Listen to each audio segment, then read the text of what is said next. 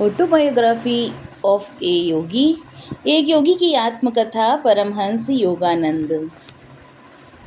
आज हम अध्याय 28 जिसका शीर्षक है काशी, उसका पुनर्जन्म और उसकी पुनर्खोज पढ़ेंगे। कृपया आप पानी के अंदर मत जाना, चलो बाल्टी में पानी भर नहाते हैं। मैं रांची के छात्रों को निर्देश दे रहा था। मेरे साथ चलते हुए 8 मील की दूरी की एक पास की पहाड़ी पर जा रहे थे। हमारे सामने के तालाब पर जाने की इच्छा तो हो रही थी, लेकिन मेरे मन में कुछ अच्छा विचार नहीं आया। मेरे सामने के छात्रों के समूह ने मेरी बाल्टी से नहाने के उदाहरण को अपनाया, लेकिन कुछ बच्चे ठंडे पानी के तैरने के लोभ से अपने को बचा न सके। जैसे ही वे पानी में कूदे, बड़े बड़े सांप के बच्चे पानी में उनके इर्द गिर्द तैरने लगे। लड़के डर के मारे उछलते कूदते जल्दी जल्दी बाहर आने लगे। हमने अपने गंतव्य पर पहुंचकर खाना खाया। मैं एक पेड़ के नीचे बैठ गया। मेरे चारों तरफ छात्रों का समूह बैठा था। मुझे प्रेरणात्मक भाव से देखकर वे मुझसे प्रश्न करने लगे। गुरुजी, कृपा करके बताइए, एक किशोर ने पूछा, यदि मैं आपके साथ हमेशा त्याग के मार्ग में रहूं? ओह नहीं, मैंने जवाब दिया, तुम्हें जबरदस्ती घर ले जाएंगे और फिर बाद में तुम शादी करोगे। उसे मेरी बात पर विश्वास नहीं हुआ और गुस्से में बोला, केवल जब मैं मर जाऊंगा तभी मैं घर जाया जाऊंगा। लेकिन कुछ ही महीनों बाद उसके अभिभावक उसे लेने आए। उसके बहुत रोने के बावजूद वे उसे ले गए। कुछ वर्ष बाद उसने विवाह कर लिया। कई प्रश्नों के जवाब देने के बाद मुझे एक बच्चा जिसका नाम काशी था, उसने मुझसे प्रश्न किया। काशी 12 वर्ष का तेज बुद्धि वाला बच्चा था।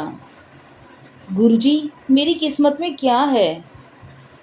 तुम्हारी जल्द ही मृत्यु हो जाएगी।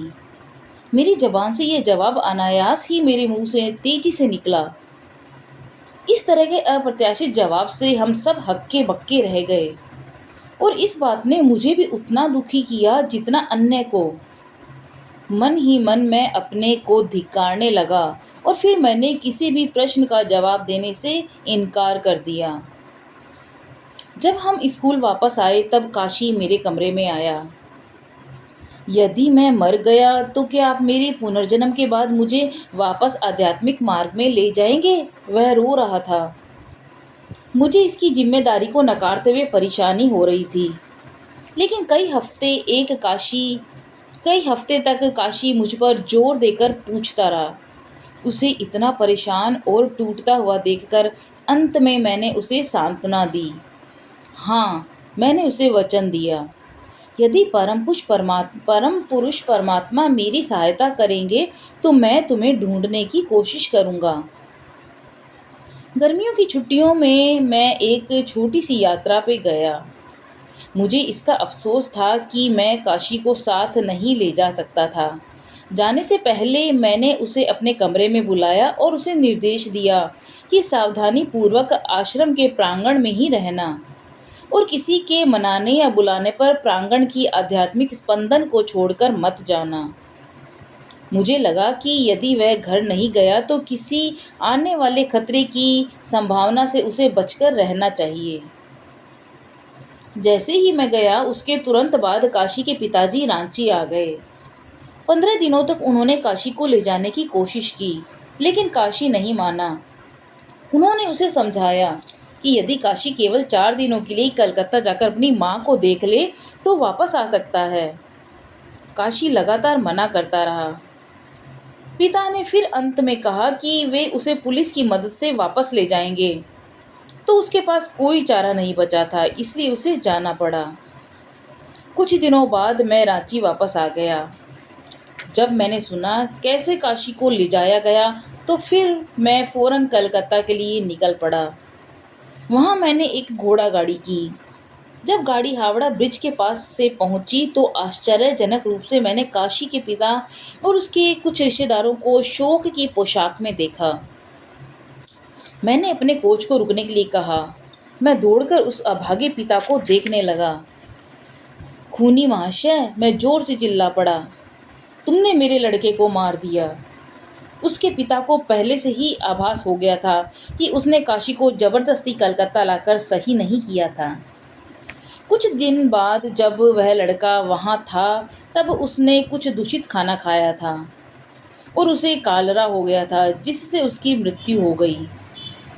मेरा काशी के प्रति प्रेम और मेरा वचन कि मैं उसकी मृत्यु के बाद उसे ढूंढ लूँगा, यह विचार दिन रात मुझे सताने लगा। मैं कहीं भी जाता तो उसका चेहरा मेरे सामने आ जाता। मैंने उसकी खोज शुरू कर दी। जिस प्रकार मैं अपनी माँ की मृत्यु के बाद उसे ढूंढा करता था, मुझे लगा ईश्वर ने सोचने की शक्ति दी है, मुझे उसका उपयोग करना चाहिए और अपनी शक्तियों को उन सूक्ष्म नियमों का पता लगाने में करना चाहिए, जिससे मैं उस बालक को सूक्ष्म लोक में ढूंढ सकूं। मुझे समझ आ गया कि काशी की अतृप्त इच्छाओं की तरंगों यानी स्पंदनों में एक धड़कती आत्मा थी। सूक्ष्म लोकों में करोड़ों प्रकाशमान आत्माओं में एक प्रकाश का गोला। मैं इतनी आत्माओं के स्पंदनों युक्त प्रकाश में उसके साथ कैसे संपर्क करूंगा?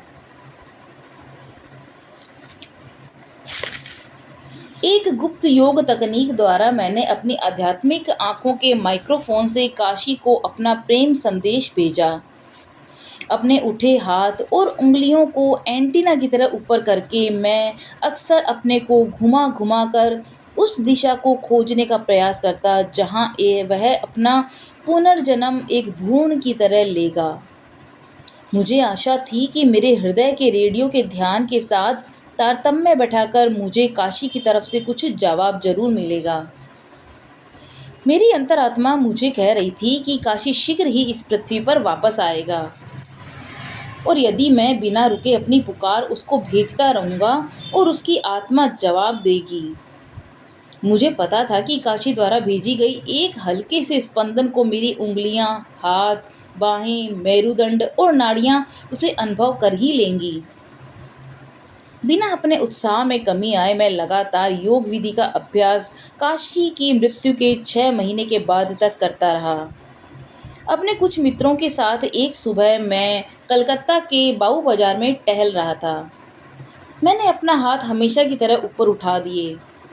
पहली बार उस दिन मुझे लगा कि कुछ जवाब मिला। मैं बहुत उत्साहित हो गया जब वह बिजली का स्पंदन मेरी उंगली से होता हुआ हथेली तक पहुंचा। ये तरंगे अपने विचार को मेरी चेतना की गहराई में उतारकर बोल रही थी, मैं काशी हूँ, मैं काशी हूँ, मेरे पास आइए। यह विचार काफ़ी सुनने योग्य हो गया था। जब मैंने अपने हृदय के रेडियो पर ध्यान केंद्रित किया, काशी की जानी पहचानी भरभराती सी आवाज़ में उसका बुलावा बार बार सुनाई दे रहा था। मैंने अपने साथी प्रकाश दास के हाथ को पकड़ लिया और उसकी ओर देख करके मुस्कुराने लगा। ऐसे लग रहा है कि जैसे मैंने काशी को ढूंढ लिया है। मैं गोल गोल घूमने लगा। पास से गुजरते लोग और मेरे दोस्तों के लिए यह एक मनोरंजक घटना थी। मैं जब गली, जिसका नाम सर्पेंटाइन था, के पास के रास्ते पर जाता, तब मेरी उंगलियों में विद्युत सी तरंगें बहने लगती। वे सूक्ष्म तरंग गायब हो जाती जब मैं दूसरी तरफ जाता।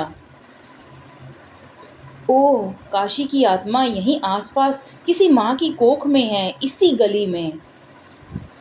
मैं और मेरा दोस्त सर्पेंटाइन गली के पास पहुंचा। मेरे ऊपर उठे हुए हाथ में स्पंदन प्रबल और स्पष्ट होने लगी, जैसे कि कोई चुंबक मुझे खींच रहा था। मैं सड़क की दाहिनी तरफ बढ़ता गया। घर के सामने दरवाजे पर पहुंचते ही मैं जैसे जम गया। मैंने अति उत्साह और उल्लास के साथ अपनी सांस रोककर उस घर का दरवाज़ा खटखटाया। मुझे महसूस हुआ जैसे मेरी लंबी असाधारण खोज खत्म हो गई थी। दरवाज़ा एक नौकरानी ने खोला। उसने बताया कि उसके मालिक घर पर हैं। घर का मालिक दूसरी मंजिल से सीढ़ियों से उतरते हुए प्रश्न मुद्रा में मेरी तरफ देख रहा था। मुझे समझ नहीं आ रहा था कि मैं अपना प्रश्न उनसे किस प्रकार से पूछूं, जो कि एक तरफ से उचित भी था और अनुचित भी। सर, कृपया मुझे बताइए, यदि आपकी पत्नी 6 महीने गर्भवती है?